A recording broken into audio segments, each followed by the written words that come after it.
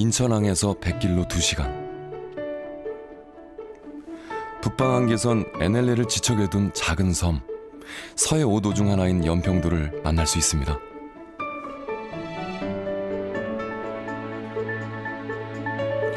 연평바다는 한강과 임진강, 예성강에서 흘러온 토사가 질펀한 개포를 만들어 풍부한 먹이를 제공하고 수온이 높아 주요 어종의 산란지가 됩니다. 겨우내 깊은 바다에 머물던 꽃게들이 따뜻해진 연평바다로 몰려들고 어부들이 힘차게 첫 그물을 들이울 때 연평도는 겨울잠에서 깨어납니다.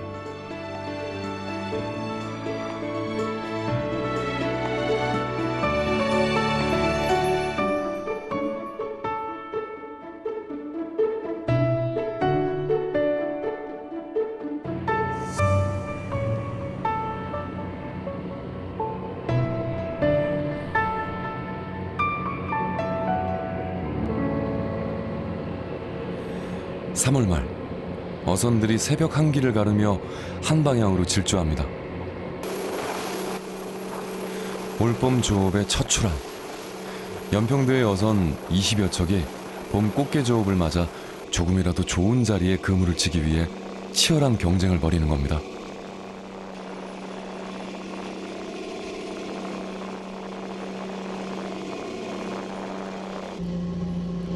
이날 확보한 위치가 봄철 꽃게 조업의 성패를 가르는 만큼 조타기를 잡은 선장들의 마음도 급해집니다.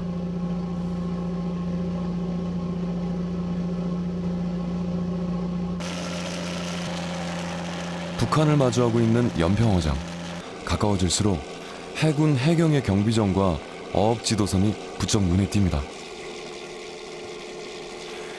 조업 허가구역의 서북쪽 끝으로 갈수록, 특히 NLL에 가까울수록 어획량이 많아진다는 오랜 경험 때문에 어선들은 마치 줄광대처럼 어로 한계선을 넘나듭니다. 14번에 있어요. 13번. 어구 설치를 준비 중인 어선의 어업지도선의 경고가 끊임없이 날아듭니다. 해군이나 뭐 지도선이나 해경이나 뭐 또 해수부나 다 어업 지도해로 나오는데 여기가 특정 해역이고 군사 경계선이다 보니까 다 예민해져.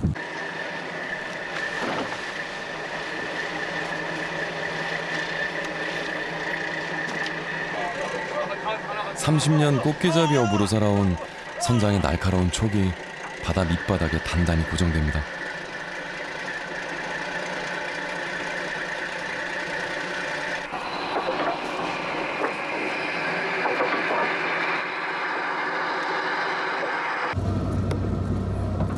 어구 틀을 내리는 작업이 한창 진행되고 있을 무렵 해군 참수리정이 다가왔습니다. 어로 한계선을 타고 아슬아슬하게 자리 잡은 어선에 경고 메시지를 보내는 것입니다. 그만큼 연평어장은 북한과 인접해 있는 아주 민감한 해역입니다.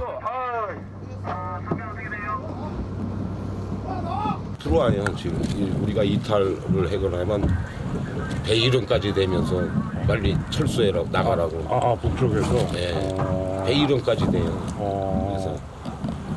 그래서 안 나가면 저 발포해 갔다고.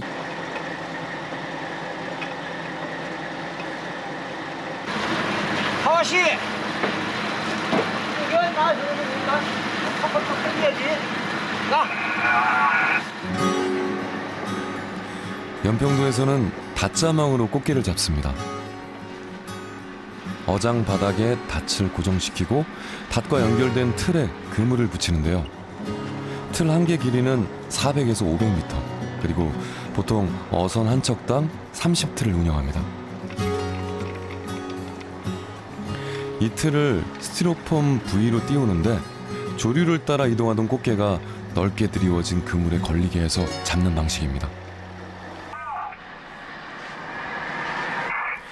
첫 출항인 만큼 선주까지 바다에 나와 만선을 기원하는 고사를 지냅니다.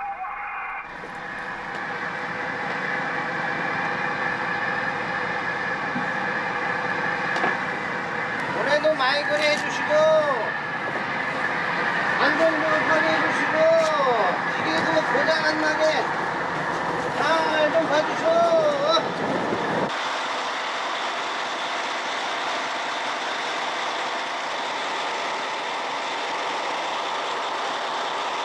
점점 뭐 해년마다 줄어드니까 뭐 더 많이 잡는다는 생각은 안 하고 있어요. 그래서 많이 잡으려고 노력할 뿐이지. 결국 틀 위치가 문제가 됐습니다. 해양수산부 단속반이 직접 배에 올라 경고를 합니다. 처음에는 배서 하다 보니까 이게 자꾸 배가 끌어도 안 되더라고요. 그래서 몇 기다렸다고. 알았습니다. 어선은 틀 위치를 다시 조정해야 했습니다.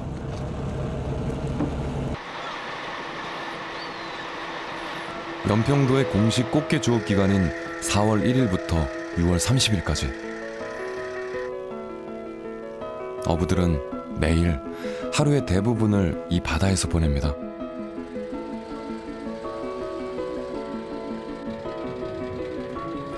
일주일 이상 선착장은 꽃게 틀을 싣는 어선들로 분주합니다. 위험하고 힘든 작업이지만 틀 하나하나에 가득 걸려들 꽃게들을 생각하면 그만큼 설레는 일이기도 합니다.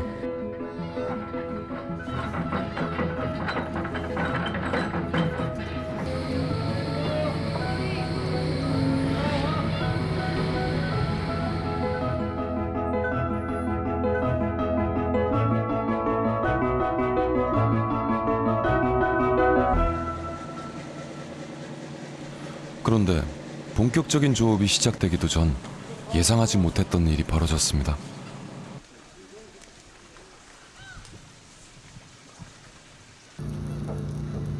북한의 GPS 교란 전파는 해주와 연안, 평양과 금강 네 곳에서 발사되는 것으로 정부는 파악 중입니다. 이로 인해 서해 인천과 동해 속초 연안에서 250여 척에 이르는 우리 선박이 GPS 기능 장애를 일으켰습니다. 어선의 입출항을 통제하는 군에서 위험한 상황을 염려해 꽃게 어선들의 조업을 금지했습니다. 아직은 모르겠어요. GPX가 지금 안 돼가지고. 근데 그게 호전돼야지 통보가 날 것 같은데. 겨우내 기다려왔던 조업이 시작되자마자 발이 묶여버린 어민들은 애가 탈 수밖에 없습니다.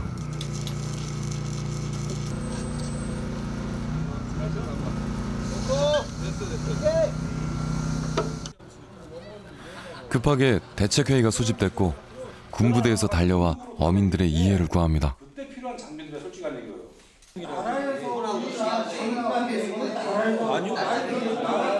이걸 통제하는 이유가 어민들의 안전 보장입니다. 저희가 조업을 통제하는 개념이 아니라 이 연평어장이라는 어떻게 보면 특수한 지역에서 특히 또 최근에 아까 말씀하신 거 충분히 이해하시고 계시니까 그런 것 때문에 우리가 뭐 월선을 한다든지 아니면 그런 빌미를 둬서 아니면 충분히 그건 이해를 해요.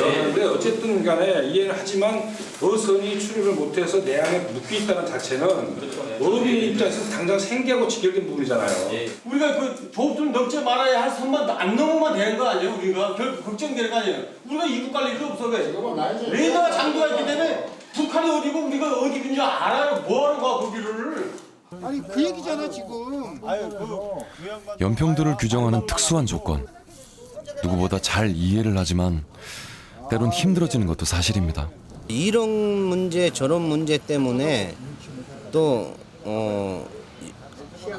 요번에 GPX 교란 문제 해가지고 통제되고 또 군사 또 저기 뭐 사격하고 하는데 또 통제하고 이런 부분 때문에 우리가 180일에 제한돼 있지만은 그런 날짜가 빠지는 날짜에 대해서는 좀 우리가 불이익을 당하고 있다고 생각을 하고 있습니다. 세상이 깊은 잠에 빠져 있는 새벽. 바다에서 삶을 건져 올리는 어민들은 이른 하루를 시작합니다. 봄철 조업 기간 동안 선장들은 보통 새벽 4시 30분에 출항 신고를 합니다. 안전운항 하시고요. 구입해서 드시고. 예. 새벽 4시 50분. 군부대의 출항 허가가 떨어지기 무섭게 어선들은 꽃게어장을 향해 출발합니다. 틀을 바다에 내리고 일주일은 지나야 충분히 많은 꽃게가 그물에 걸려듭니다.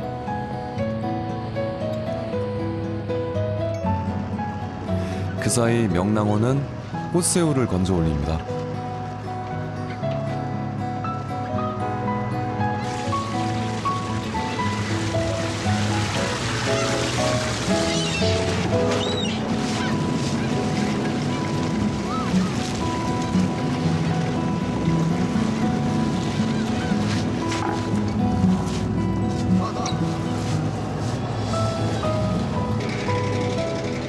꽃새우는 본격적인 꽃게 조업 전 어부들의 중요한 수입원이죠.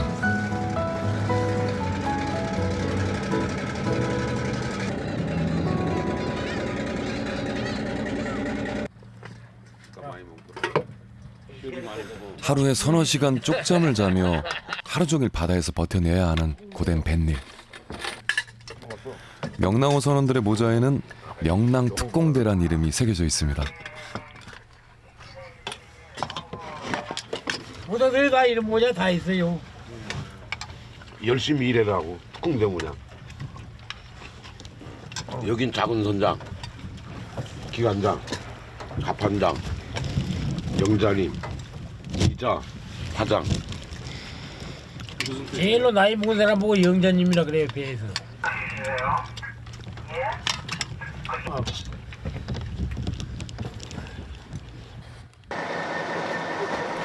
어부들의 가장 큰 관심사는 당연히 올봄 예상 꽃게 어획량이죠. 북한의 GPS 교란으로 예상보다 조업 일정이 늦어지자 선주는 초조해집니다. 아니 뭐가 있나 한번 전황 파악해보는 거예요. 꽃게가 지금 올라왔는지 안 올라왔는지 양망을 한번 해보는 거예요. 봄 꽃게는 잡히는 양은 적지만 겨우내 살이 차올라 가을 꽃게보다 품질이 좋습니다.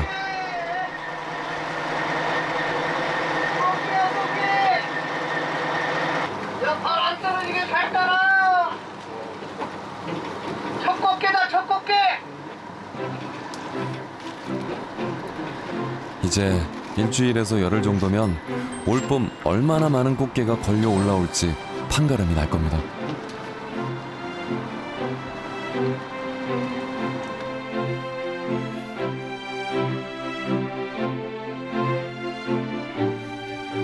연평도의 봄은 육지보다 조금 더디게 찾아옵니다.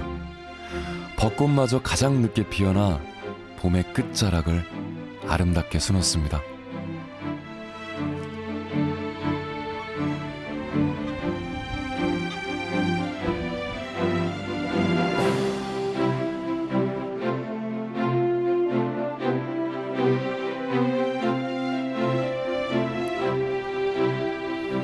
(7.3) 제곱킬로미터의 작은 섬 연평도. 군인을 제외하고 1349세대 2170명의 주민들이 살고 있습니다.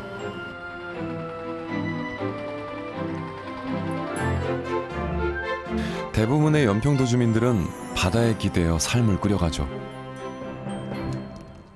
연평바다는 오랜 세월 섬 사람들에게 먹고 사는 문제를 해결해준 고마운 곳입니다. 다야 이거 재산. 망둥이 죽여준다, 망둥이.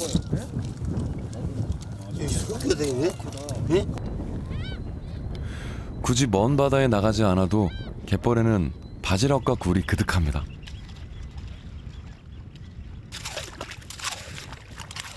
연평도에서 불과 12km. 바다 건너 북한 땅 해주. 정은진 할머니는 해주 출신의 피난민입니다. 우리 친정엄마가 해주서 고향에 해주니까 거기서 바지락을 캐셨어요. 친정엄마가. 그래서 내가 결혼하고 친정엄마한테서 배웠어요. 바지락 캐는 방법을. 오늘은 큰 동서와 함께 갯벌에 나왔는데요. 우리 저 마리 형님, 이제 우리 영감님의 형의 마나님. 여기.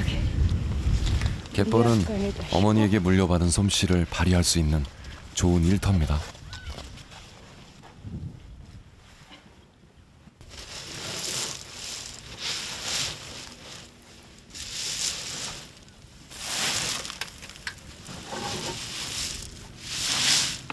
이게 가스 팔아요. 가스 얼려 냉동시켜가지고 500g에 7,000원. 1kg에 14,000원. 이 하루에 다 못 가요. 가면 한 이틀.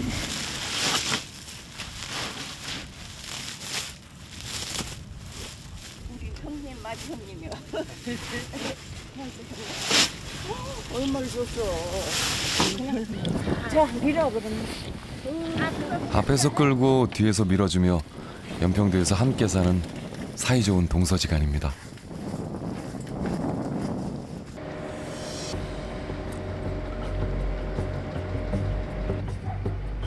자정이 가까운 야심한 밤, 요란한 굉음이 연평도를 뒤흔듭니다. 119 헬기가 연평도로 출동한 것인데요. 병원이 없는 연평도에서 응급 환자가 발생했을 때 헬기 출동은 흔한 일입니다. 오늘은 군 의무대에서 응급 헬기를 요청했습니다.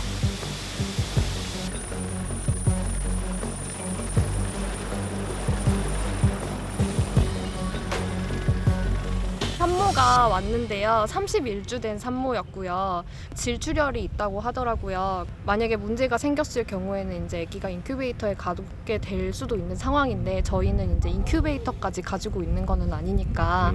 그런데 지금 이제 날씨가 많이 안 좋아가지고 사실 오늘 보낼 수 있을지 말지 되게 걱정을 했거든요. 근데 다행히 119에서 헬기를 보내줘가지고 지금 막 환자가 갔습니다. 군 의무대와 보건지소밖에 없는 연평도에서 방문 간호사의 역할은 매우 중요합니다. 아니. 바지락 요즘 걷고. 응. 토요일날 주일날 바지락 걷고. 네.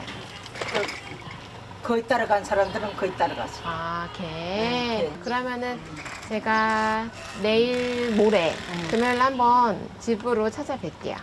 네, 어머니 여기 요즘에 날 너무 더우니까 낮에는 경로당에 계시든 집에 계시고 안녕하세요. 네, 집에 계시고 네, 좀 해 선선해질 때 그때 다니세요.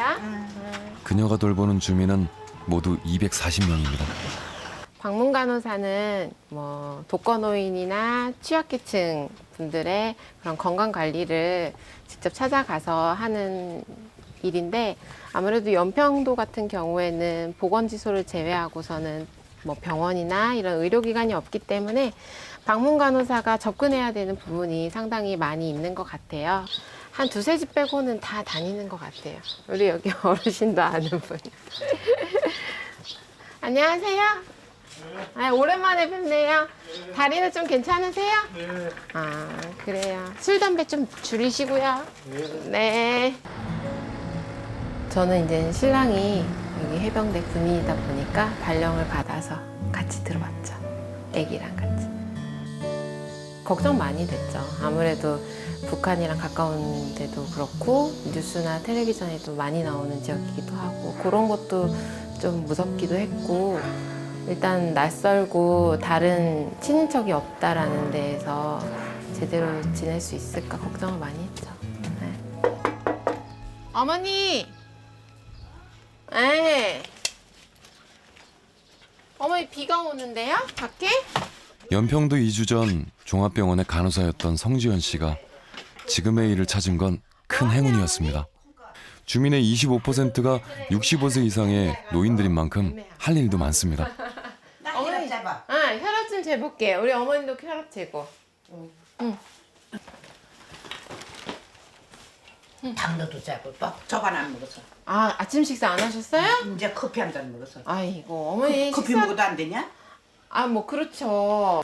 간단한 혈액 검사조차 하기 힘든 연평도의 열악한 의료 환경. 120에 70 정도 되네요, 어머니. 높은 혈압 거냐? 아니요, 좋으세요. 어머니 원래 혈압약 안 드시잖아요. 안 먹어. 그러니까.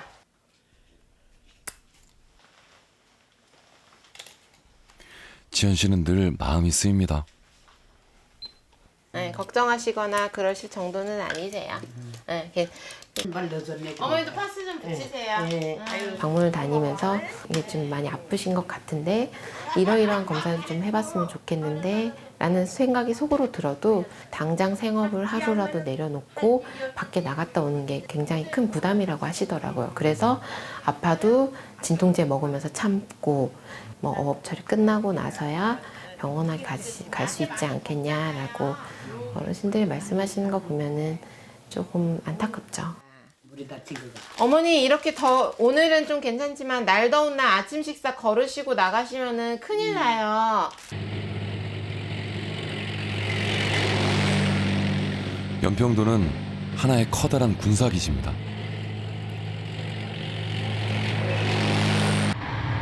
국대 전방적 출현 네 1차선에 실시.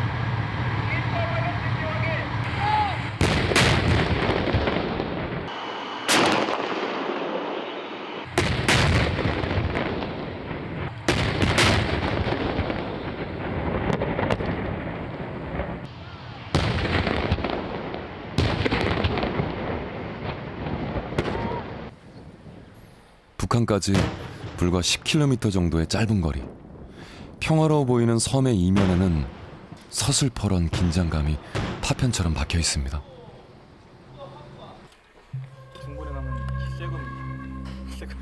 해병대 연평부대 해안중대는 바다 건너 북한을 마주하고 있는 최전방 부대입니다.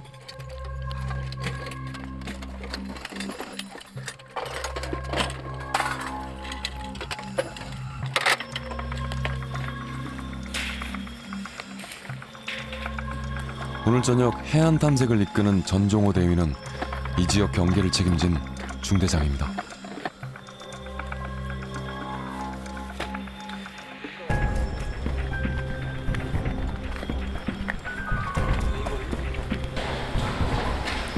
중대 해안포 진지에 들어서자 북한군이 주둔하고 있는 섬들이 바로 눈앞에 나타납니다. 지금 전방에 제가 손가락 가리키는 곳에 보면은 돌섬이 하나 보이실 겁니다. 저 돌섬이 석도라는 섬인데 현재 기점에서 3km 떨어져 있습니다. 저 돌섬은 북한산입니다. 즉, 저 돌섬하고 현 기점 그 중간 사이가 여러분 잘 알고 있는 NLL이라고 생각하시면 됩니다. 석도 주변은 NLL 선상에서 불법 조업 중인 중국 어선들의 거점입니다. 3일 전만 해도 여기 한 150여 척 있었는데 지금 현재는 많이 빠진 상태입니다.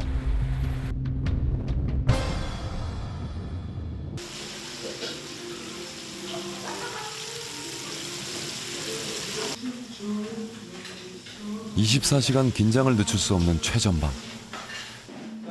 1년 6개월 전 전대위는 가족과 함께 연평도로 부임했습니다. 방문 간호사 성지연 씨가 바로 그의 아내입니다. 처음에 제가 결혼할 때 세운 원칙이 있습니다. 아이가 고등학교 가기 전까지는 아빠와 부인과 아가는 같이 산다. 사실 연평도로 가게 됐다 같이 가자라고 제의를 했는데 조금 망설이더라고요.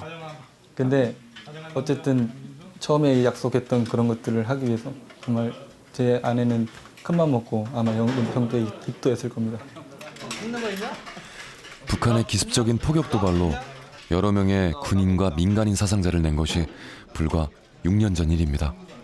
제가 사실 전방 생활이 처음인데 이곳이 불과 몇 년 전에 실제 폭격이 났던 그런 전투 현장이구나. 마을을 돌아다녀 보면 그 마을 안보견학관이나 아니면 실제 부대에도 피탄 흔적들이 굉장히 많습니다. 그런 것들을 보면서 야 여기는 정말 실전이구나. 연평도에서는 한순간의 방심도 허용되지 않습니다. 또 하나 발 확인. 현시각 보써.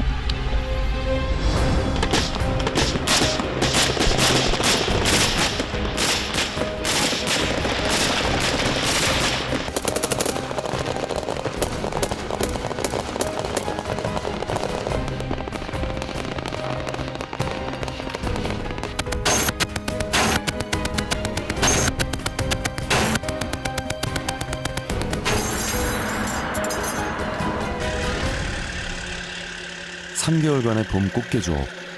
허용된 기간이 끝나기 전 한 마리의 꽃게라도 더 잡아 올려야 하는 어부들입니다. 그런데 남북 간의 크고 작은 갈등이 어부들을 초조하게 만듭니다. 이들 선박은 해군 고속정의 경고통신에도 700여 미터를 남아있고 함포 5발을 발사한 뒤에야 북쪽으로 돌아갔습니다. 이러한 도발 행위로 하여 우리의 무자비한 보복의 불벼락을 맞게 된다는 것을 명심하여야 한다.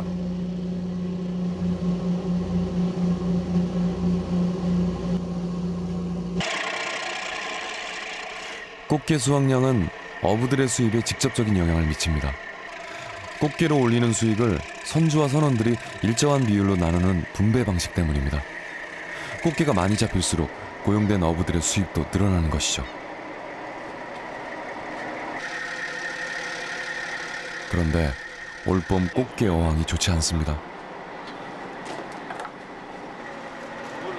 그물을 올리는 선원들의 마음이 무겁습니다. 배 분위기가 좋을 리 없죠. 꽈졌대 자꾸 감지 마라. 아니 가운데 노라로 해라고. 이쪽 뒤에서 배 가로 또한 바퀴 쏘. 자꾸 엎어지잖아. 엎어져서 자꾸 밑으로 가잖아. 돌리라고 올리지 말고 쪽대 돌아 쪽대.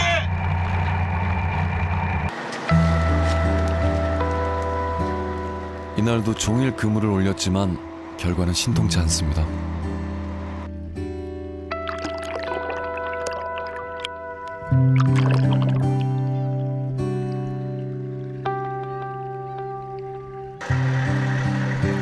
어부들은 연평도 앞바다에서 불법 조업하는 중국 어선들이 어획량 감소의 가장 큰 원인이라 생각합니다.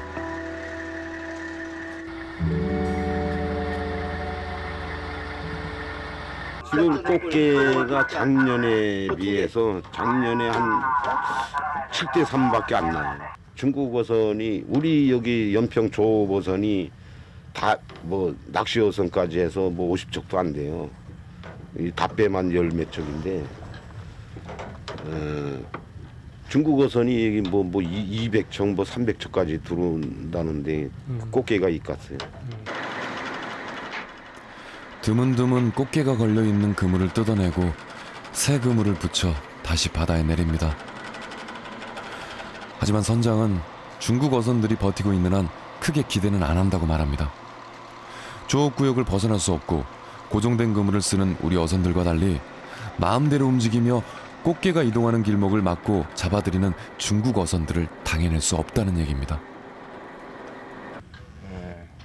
그쪽 중국 어선들은 또 저인망들이 많아요. 저인망 큰 배는 그거는 이제 쌍끌이라 그러는데 끌고 다니면서 그냥 뭐 싹쓸이 해는 거예요. 그거는 안 잡는 고기가 없이 그냥 싹 다 잡아가.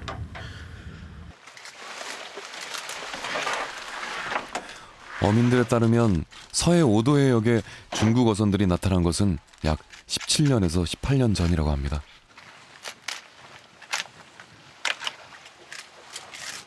해마다 늘어나더니 이제는 연평도의 꽃게 어업을 위협하는 지경에 이르렀다고 분통을 터뜨립니다.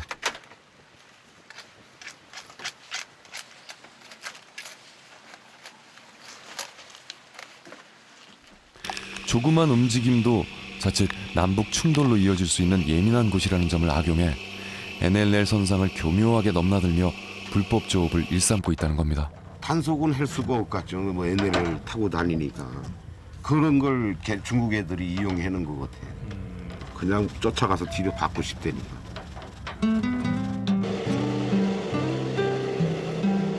하루 종일 바다 위에서 고된 작업을 마치고 돌아가는 길. 어부들의 일은 밤늦게까지 끝나지 않습니다. 몇 시간 짧은 잠을 자고 난 후 내일 새벽 이들은 또 바다로 나와야 합니다.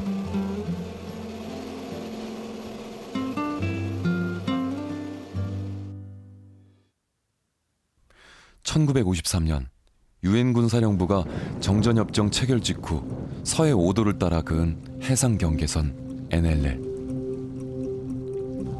남북 어느 쪽도 쉽게 접근할 수 없는 보이지 않는 선 NLL 주변엔 불법 조업 중인 중국 어선들만 보입니다.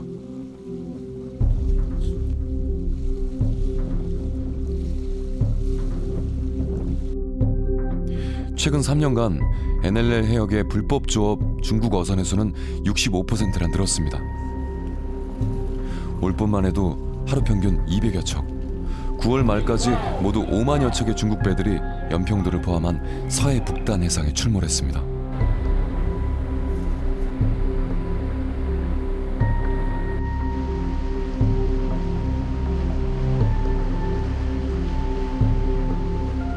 꽃게철, NLL 넘어 우리 해역으로 접근하는 중국 배들이 늘어나면서 해병대의 경고 방송도 끊임없이 반복됩니다.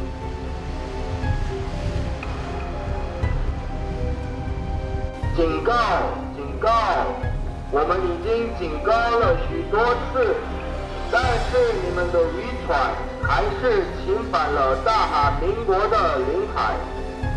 如果你们不离开我们的领海，此后发生的后果都是你们负责任的。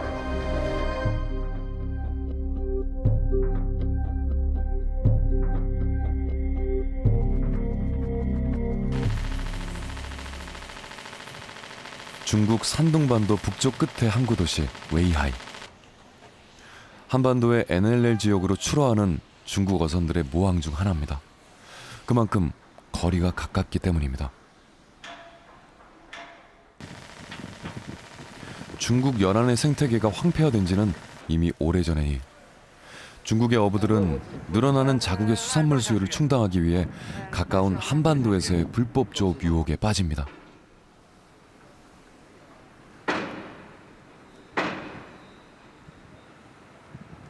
就是为什么在韩国跟朝鲜的那个警戒线那边捕鱼呢？因为怎么说，就是靠近咱们这个海岸这边就是没有鱼，到人家那边就有鱼。就是咱们这边鱼被捞的都聪明了，就是在咱这边就不来了，所以说只能到人那边去捞鱼，去偷鱼。 NLL 부근에서 중국 어선들이 잡은 어획물을 실어온다는 운반선을 찾아가 봤습니다. 이들은 중국 어부들 사이에서 퍼져 있다는 얘기를 들려줍니다. 韩国发点钱就没事了，你朝鲜就不行，朝鲜不行。你船上有啥东西全给你扣上。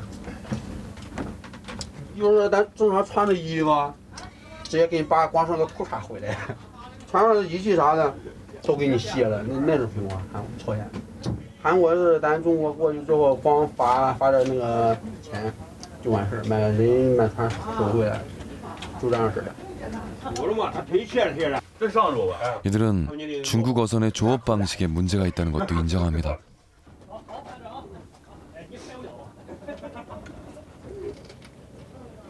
你要是咱中国，就是在那个。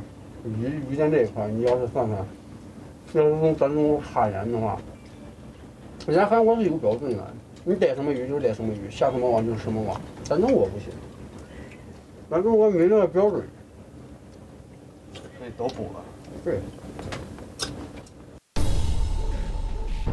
우리 바다를 넘보는 중국 어선들 중 상당수가 중국 정부에도 등록되어 있지 않은 배들이라는 것도 문제를 복잡하게 만드는 요인입니다.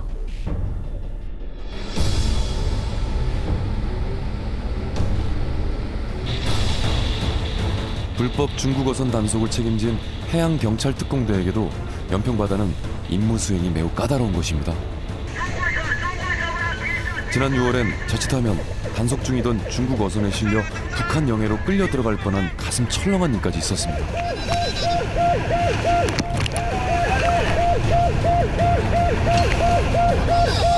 이 NLL 작전 같은 경우는 이 시간과의 싸움입니다.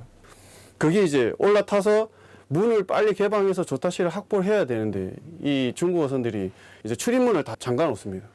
그러니까 그걸 따고 들어가는데 시간이 더 많이 소요되니까 여기는 올라가는데 뭐 5분 10분이면 올라가는데 그걸 빨리 따야 되는데 못 따는 상황이 생기니까 이제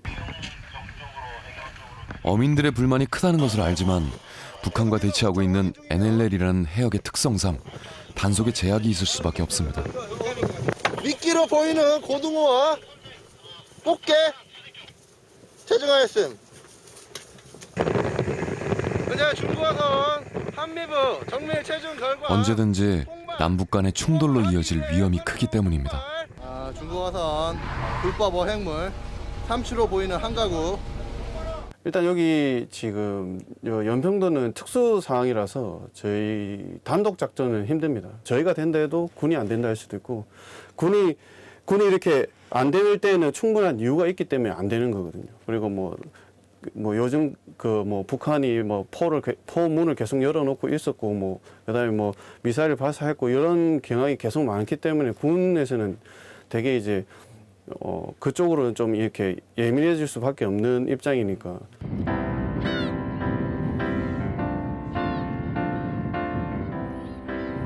(5월) 말 조업을 마친 명랑호가 돌아왔습니다. 이날은 그래도 그물이 묵직합니다.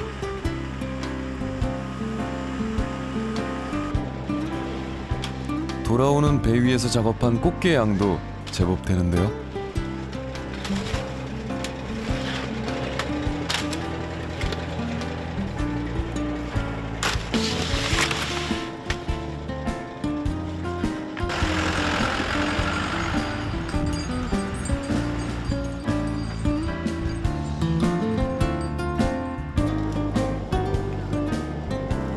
선장에서 선주까지 모두 나서 밤늦게까지 그물에서 꽃게를 떼어내는 작업을 합니다.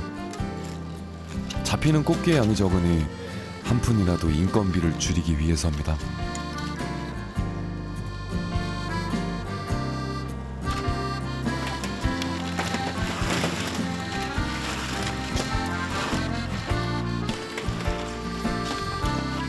꽃게 선별은 몇 명의 중국인 직원과 동네 아주머니들이 맡았습니다. 꽃게철마다 늘 해온 일이기에 손놀림이 무척 빠릅니다.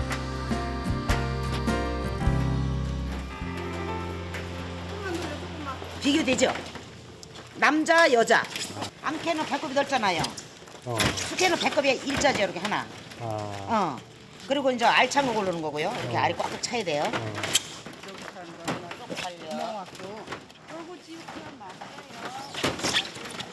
기분이 좋죠.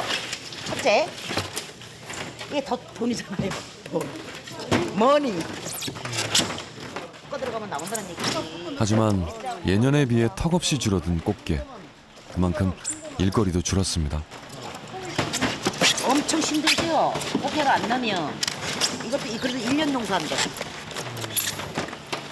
그렇잖아요. 섬에서 산다는 거는 1년 농사잖아요, 이게. 근데 꽃게가 안 난다고 생각해봐요.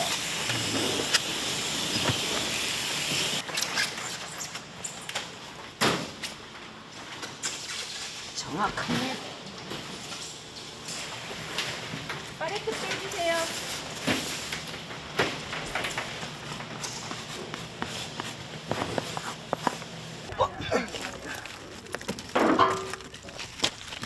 그 와중에 명랑호의 스크루까지 파손됐습니다.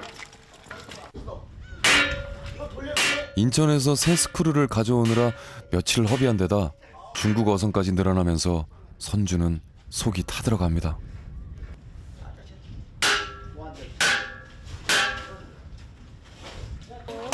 분위기가 좀 살벌하죠. 왜냐면 일단은 생계 유지가 힘드니까 정부를 또 원망을 많이 하죠.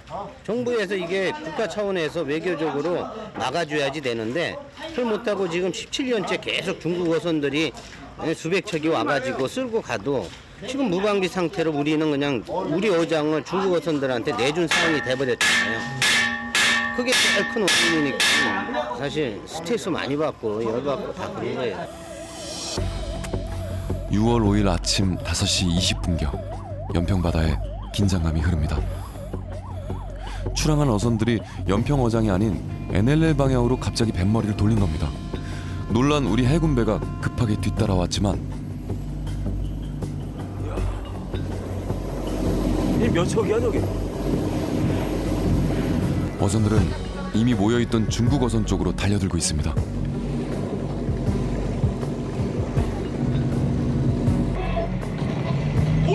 그동안 분통을 터뜨리던 어민들이 결국 스스로 중국 어선을 몰아내는 실력 행사에 돌입한 것이죠.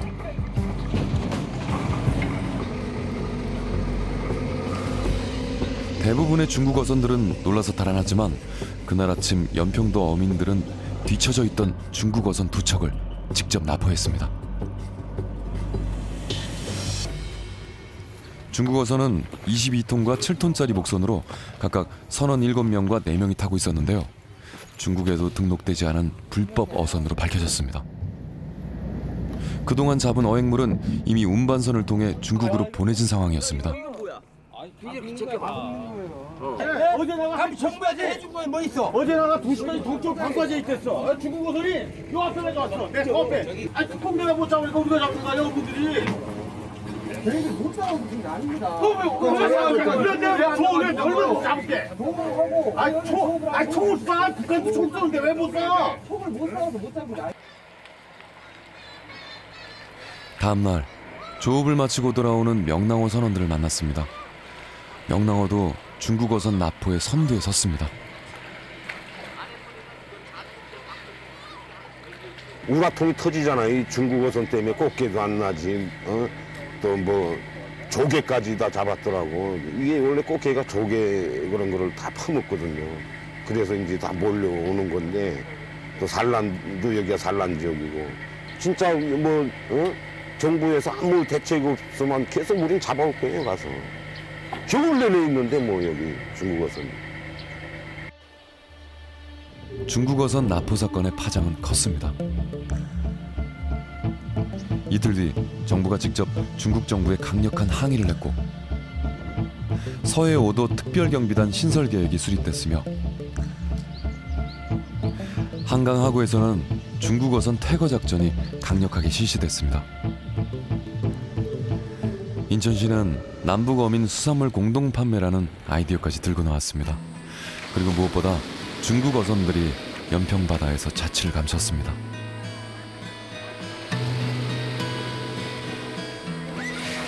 연평도에 여름이 왔습니다.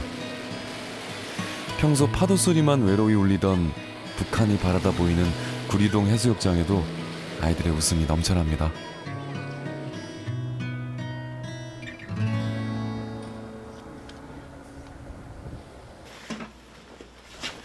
전종호 대위는 오랜만에 퇴근길에 오릅니다. 연평도에 함께 들어왔지만 아내와 아이를 만나는 날은 일주일에 2번. 그마저 포기해야 하는 날이 많습니다. 그래.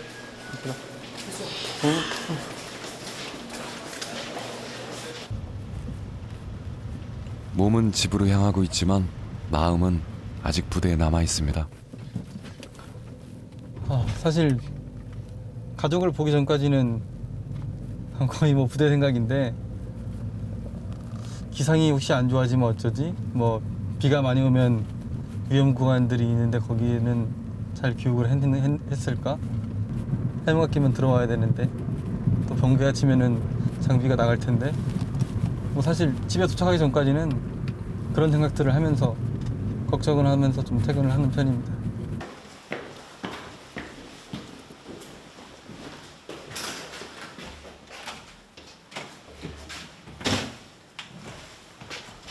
장다희. 아니 아빠 안 보고 싶었어? 오랜만에 만난 아빠를 보고 아이는 그만 울음을 터뜨립니다. 절대 아빠를 무서워서 그런 건 아닙니다. 근데 오늘 삼촌들이 많아서 애기가 좀 놀란 것 같습니다. 그럴 수도 있죠 뭐. 절대 오해 없었으면 좋겠네요.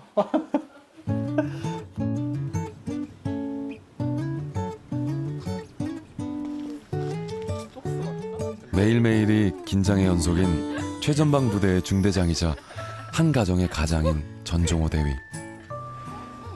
가끔 막중한 책임감이 스스로를 짓누를 때 전 대위는 위로가 되어주는 사람들을 떠올립니다. 그냥 나라를 지키고 있다는 그런 군인이라는 거, 군복을 입고 있다는 거, 그것만으로도 주위의 가족들, 친척들, 친구들이 그래 너는 고생하니까 너는 대단해. 너 때문에 우리가 잘 먹고 잘 산다. 편히 쉰다. 이런 말씀들을 할 때마다 그래 군인이 이런 보람이구나. 그런 거를 느낍니다. 더군다나 또 제 집사람이 더 좋아해 주니까 거기에서 흔들리지 않을 수 있는 것 같습니다.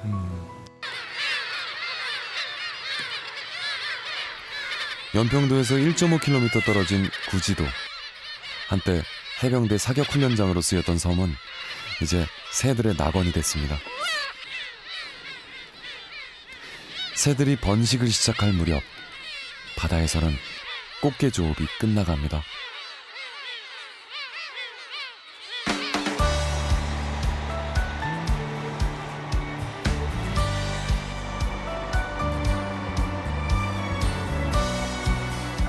(6월) 말 연평바다는 금어기를 목전에 두고 있습니다. 명랑어도 막바지 조업에 온 힘을 쏟습니다.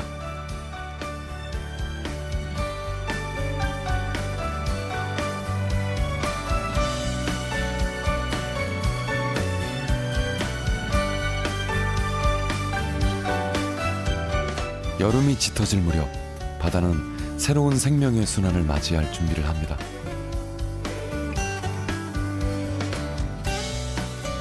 수온이 올라가고 곧이어 꽃게의 산란이 시작됩니다.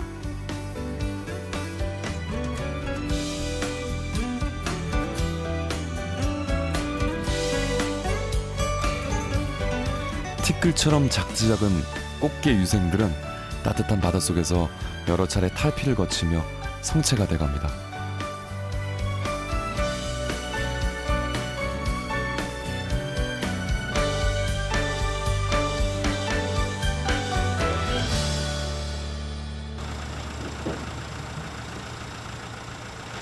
선착장에 며칠째 반가운 풍경이 펼쳐집니다. 오랜만에 작업장에 불려 나온 주민들은 꽃게 손질로 분주한데요.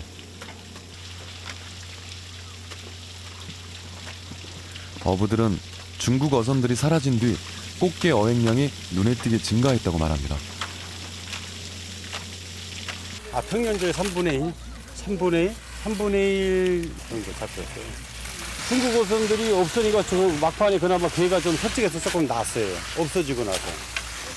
조금 늘었잖아요, 지금. 늘었어, 중국 어선들이. 중국 어선들만 없어지면은 여기는 대한민국의 황금어장이고 또 여기에서 치어들이 다 어디로 가는지 아세요? 연평도만 잡는 게 아니에요. 인천 특혜 지역하고 또 충청도도 내려가요.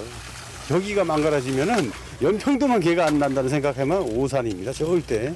여기서 NL 부분에서 치어가 생성돼서 충청도까지 다 내려가는 거예요, 그게. 봄 조업 막바지에 조금은 활기를 되찾은 연평도. 하지만 정작 어부들의 속은 빈 그물 마냥 허전합니다. 3개월간 쏟은 노력에 비해 수입이 크지 않기 때문입니다.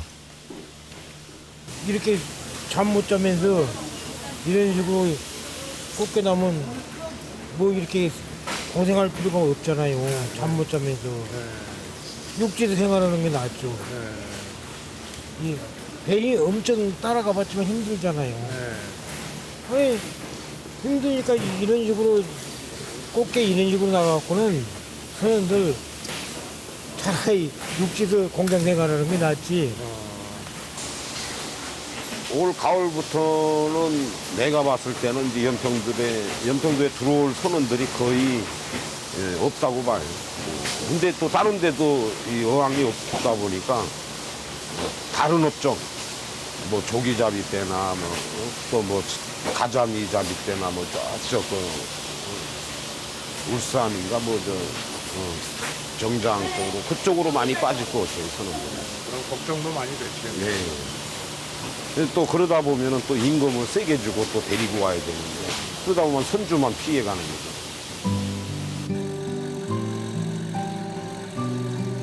연평도 봄 꽃게 조업의 마지막 출항.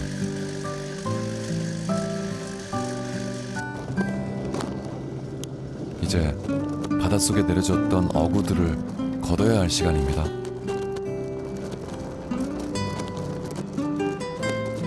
(3개월) 동안 거친 바다를 견뎌냈던 수십 개의 틀이 하나씩 물 밖으로 끌어올려집니다.